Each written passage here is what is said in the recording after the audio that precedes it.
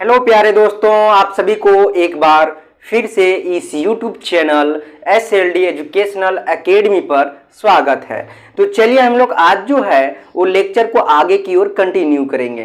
Previous lecture की बात करें दोस्तों तो उसमें हम लोग लेक्चर 1 को देखे थे और लेक्चर 1 में हम लोग स्टेटमेंट के बारे में डिस्कस किए थे। आज हम लोग लेक्चर 2 को देखेंगे और इस लेक्चर में हम लोग जो है वो ट्रूथ वैल्यू को हम लोग देखेंगे। ट्रूथ वैल्यू क्या होता है उसके बारे में जानेंगे। आप लोग को एक चीज बता दें कि यह जो कोर्स है वो CC5 है और यह जो है वो सभी यूनिवर्सिटी के लिए एक कॉमन कोर्स है। ठीक है, आप चाहे BVU का है या फिर BVMKU का है या फिर कहीं का भी अदर यूनिवर्सिटी का भी है, आप लोग को यह कोर्स पढ़ना ही पढ़ना है। तो आप लोग जो है यहाँ से यह कोर्स को पढ़ सकते हैं। यह जो कोर्स है वो FYGP के अंतर्गत न्यू एजुकेशन पॉलिसी में रखा गया है, जो कि आपका है mathematical and computational thinking and analysis. ठीक है, इस चीज के बारे में आज हम लोग जो है इस चैप्टर के बारे में हम लोग प्रीवियस में भी एक लेक्चर कंप्लीट कर रखे हैं। आज हम लोग दूसरा लेक्चर जो है आपका लेक्चर नंबर 2 उसको आज हम लोग शुरू कर रहे हैं। तो चलिए हम लोग आगे की ओर आज बढ़ते हैं। आज हम लोग देखेंगे ट्रूथ वैल्यू क्या होता है। तो ट्रूथ वैल्यू को सबसे पहले हम लोग जानने के लिए उसका हम लोग डिफिनेशन देखेंगे और डिफिनेशन से हम लोग समझेंगे कि ट्रूथ वैल्यू क्या होता है। देखिए ट्रूथ वैल्यू जो है उसका डिफिनेशन क्या बोलता है। Truth value, the truth value of A statement, the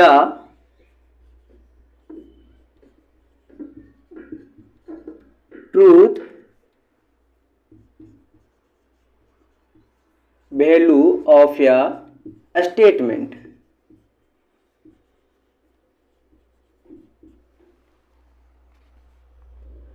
is its truth or falsehood, is its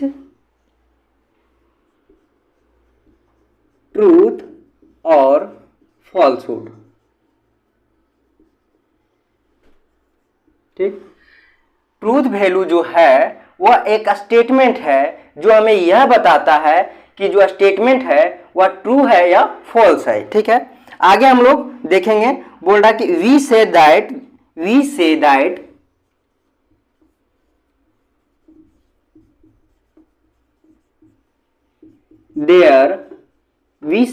there are two truth values, are two truth values, true and false, true and false। ठीक है, हम लोग यह कह सकते हैं कि जो दो ट्रूथ वैल्यू है वह एक जो है वो ट्रू है या फॉल्स है। उसके बाद आगे हम लोग देखेंगे एवरी जो है एवरी जनरली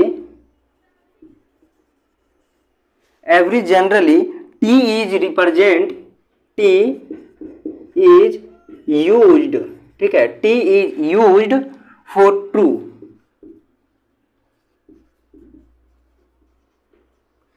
एवरी प्रत्येक जो है वो प्रत्येक टी को मुख्य रूप से जो है वो हम लोग यूज करते हैं ट्रू को बताने के लिए।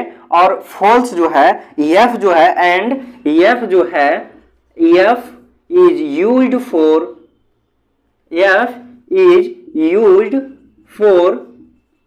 फॉल्स, और एफ को हम लोग यूज करते हैं फॉल्स को बताने के लिए। ठीक है, Thus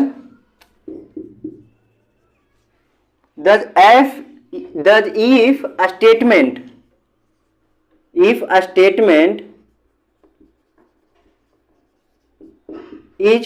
true, यदि स्टेटमेंट जो है वो ट्रू है तो हम लोग उसको जो है वो क्या बोल सकते हैं, then if the statement is true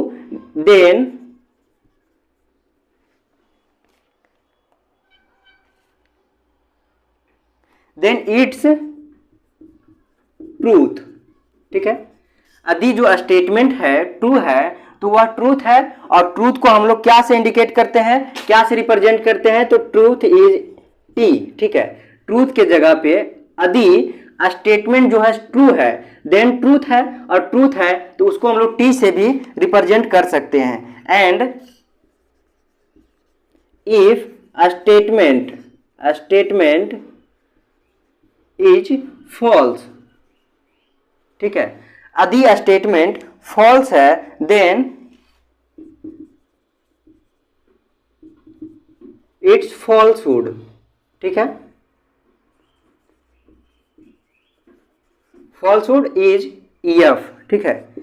यदि जो स्टेटमेंट है वो फॉल्स है यानी कि फॉल्सहुड है, और उसको हम लोग एफ के द्वारा रिप्रेजेंट करते हैं। इस प्रकार से जो है वो ट्रूथ वैल्यू को देख लिए हैं। अब हम लोग जब ट्रूथ वैल्यू पढ़ते हैं तो उसमें हमें एक ट्रूथ टेबल आता है, उस ट्रूथ टेबल को भी हम लोग को देखना बहुत ही जरूरी है, क्योंकि जब ट्रूथ वैल्यू को हम लोग देख रहे हैं तो ट्रूथ वैल्यू से जो है ट्रूथ टेबल पढ़ेंगे तब हमें जाकर पता चलेगा कि ट्रूथ वैल्यू का कैसे हम लोग यूज करते हैं। ट्रूथ टेबल में ये चीज हम लोग को पता चलेगा।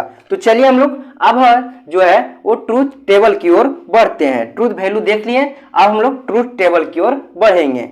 चलिए देखते हैं इसको, आप लोग इसको स्क्रीनशॉट ले लीजिए, है ना।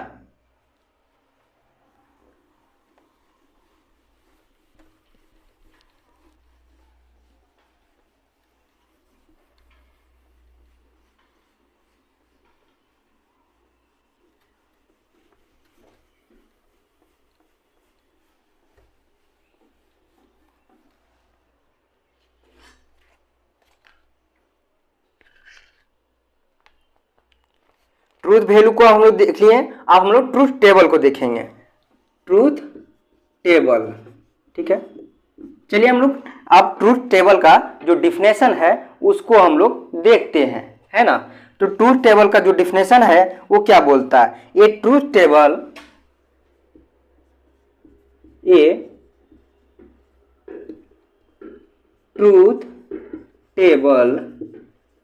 इज ट्यूबुलर रिप्रेजेंटेशन, ठीक है।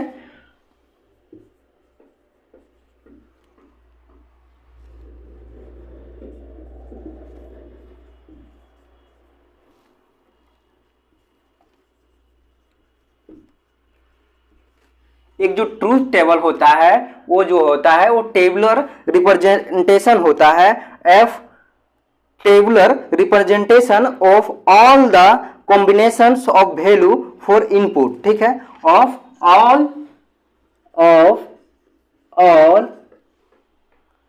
द कॉम्बिनेशंस ऑफ वैल्यूज, ठीक है, कॉम्बिनेशंस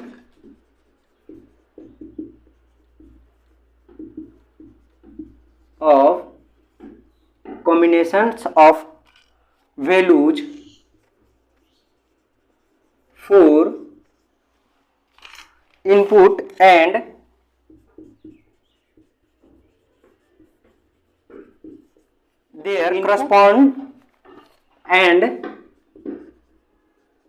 their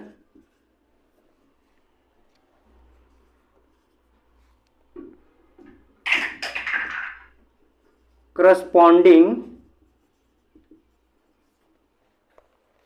आउटपुट।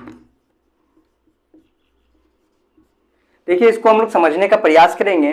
बोल क्या रहा है, बोला a truth table is a tabular representation of all the combinations of values for input and output and their corresponding output, ठीक है।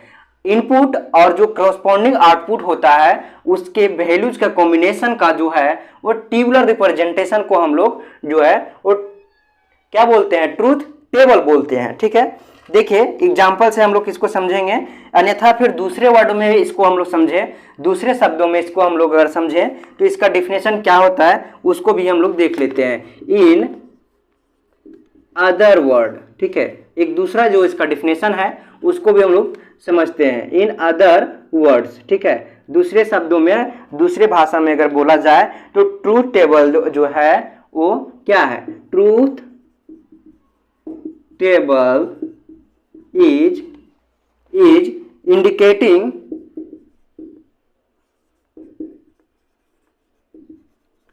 Truth table is indicating the truth values, ठीक है, of one और मोर स्टेटमेंट।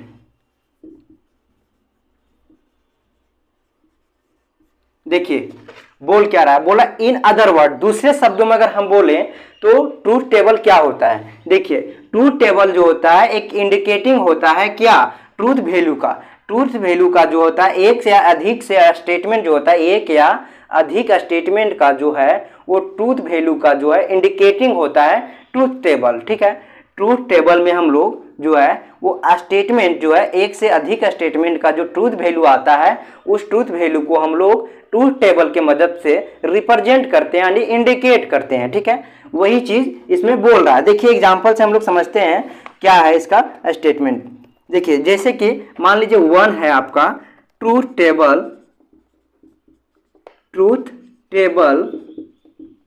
For 2 statement.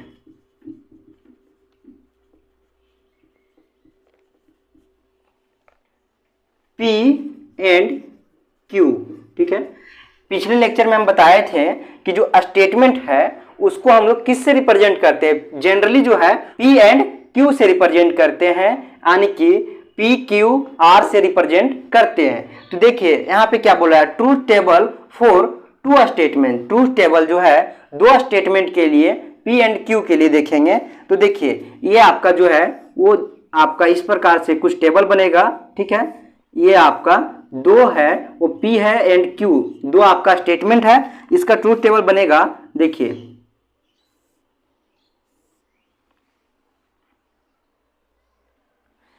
आपका एक होगा true, ठीक है। पहला स्टेटमेंट यदि ट्रू होता है तो दूसरा भी हो सकता है कि ट्रू होगा।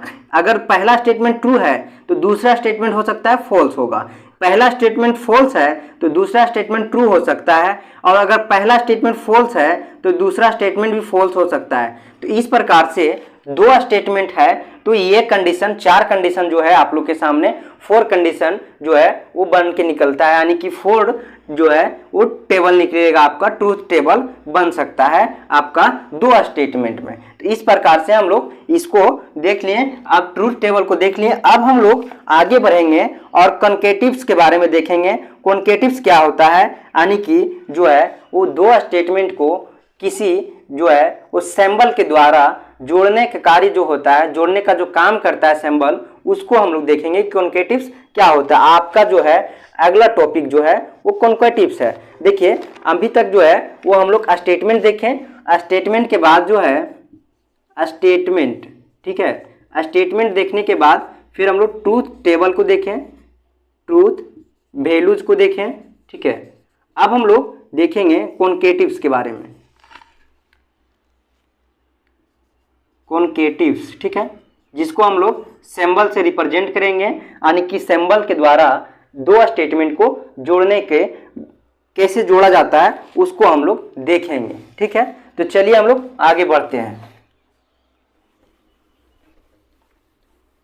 आप लोग जो है इसका MCQ होगा, ठीक है ना। तो इसका MCQ क्वेश्चन के लिए आप लोग जो है वो टेलीग्राम चैनल को ज्वाइन कर सकते हैं। टेलीग्राम चैनल का नाम जो है वो SLD एजुकेशनल नाम है। आप लोग टेलीग्राम पे जाइए और वहां पे SLD एजुकेशनल नाम जो है वो सर्च कीजिए, वहां पे आपको टेलीग्राम चैनल मिल जाएगा। वहां पे इसका जो है वो PDF भी मिलेगा, और जो है MCQ जितना भी CC5 का कोर्स है उसका सारे कोर्स का जो है PDF plus MCQ question provide किया जा रहा है, ठीक है।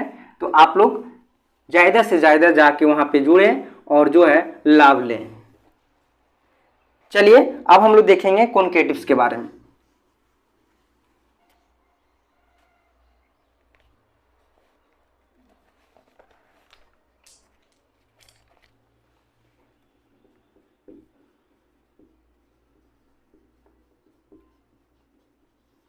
कॉन्केटिव्स, ठीक है।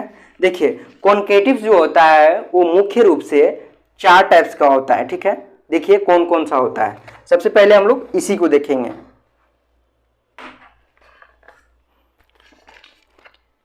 पहला जो होगा आपका एंड होगा, ठीक है। दूसरा जो होगा और होगा, तीसरा जो होगा इफ होगा, ठीक। यानी कि इसको हम लोग देन भी बोल सकते हैं, ठीक है। उसके बाद फिर होगा IFF, ठीक है। इफ एंड ओनली इफ, ठीक है।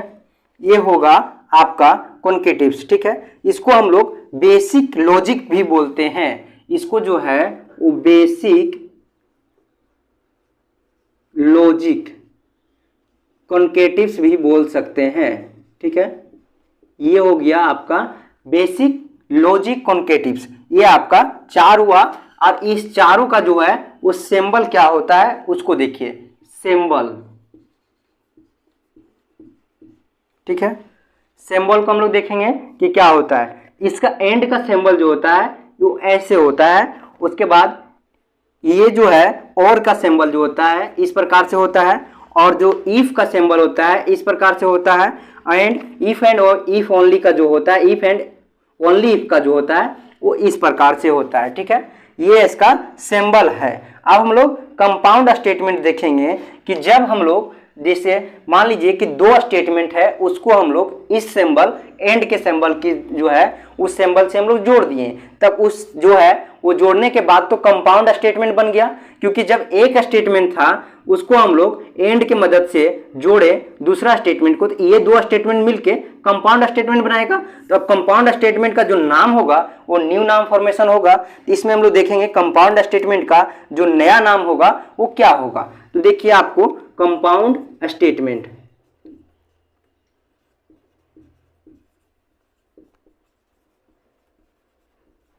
कंपाउंड स्टेटमेंट, ठीक है।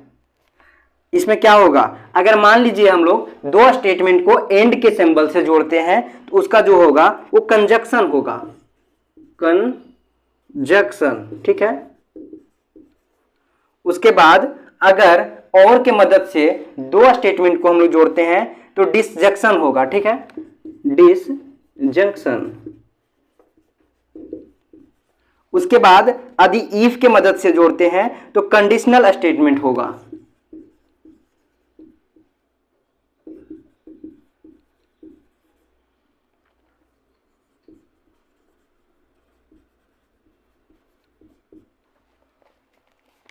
उसके बाद अगर हम लोग if and if only say जोड़ते हैं और 2 स्टेटमेंट को जोड़ते हैं और नया एक स्टेटमेंट जो बनेगा वो होगा आपका बाय कंडीशनल, बाय कंडीशनल,